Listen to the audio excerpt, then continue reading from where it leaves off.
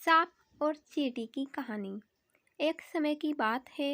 एक जंगल में सांप रहता था। सांप जंगल के छोटे मोटे जानवरों जैसे चूहा, मेंढक, छिपकली, गिलहरी, पक्षियों के अंडों को खाकर बहुत बड़ा और मोटा हो गया था। सांप के विशाल आकार के कारण जंगल के बड़े बड़े जानवर भी उसके पास आने से डरते थे।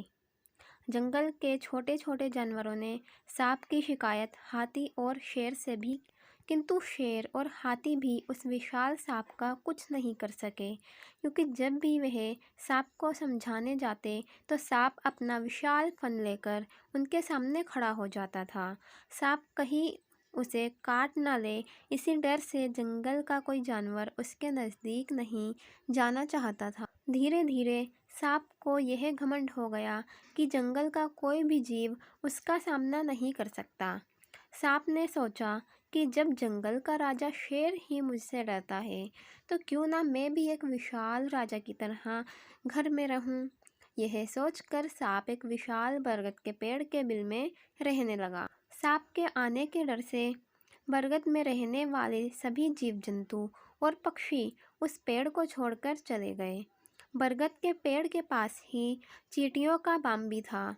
सांप जब भी कहीं जाता तो उसे रास्ते में चींटियां मिल जाती थीं।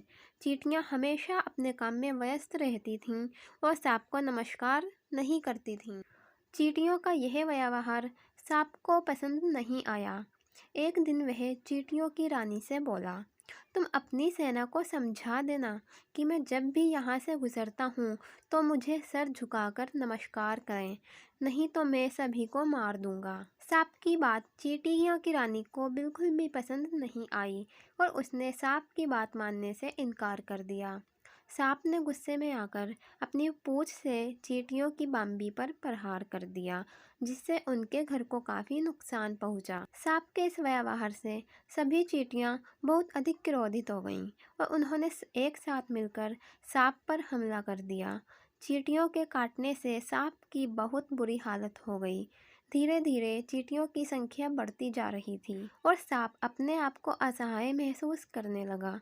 आखिरकार चींटियों के हमले से सांप की मौत हो गई और जंगल के जानवरों को उस खतरनाक सांप से मुक्ति मिल गई। शिक्षा।